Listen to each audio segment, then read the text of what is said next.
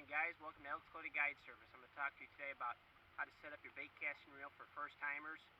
When you're first learning how to use a bait caster, it's pretty simple. A lot of people have a little difficulties with this, get a bird's nest, a few casts, they get overwhelmed, they don't want to use these things anymore. But it's not that hard. Alright, first thing I do is I find a bait caster that's got external magnets.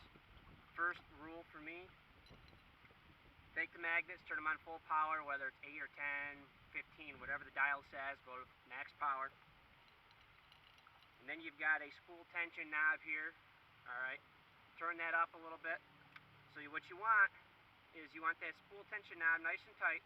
It's where if you just wiggle the rod, the bait just barely falls, okay? And what that does, the magnet's on, spool tension nice and tight, you can pretty much make a cast and never touch the spool, and you won't have a lot of backlashes.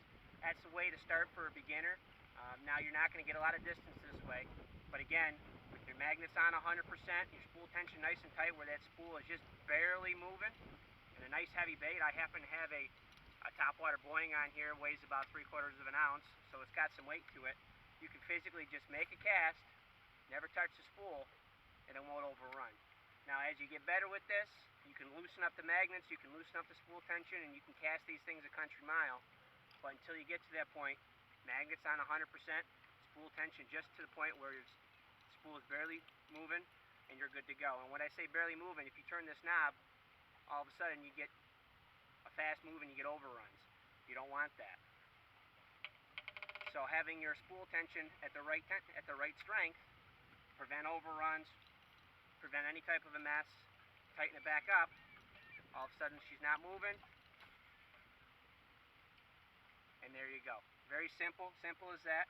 That's how I use a bait caster. That's how I teach people for the first time when they're on my boat in any type of guide trip or having fun out time fishing.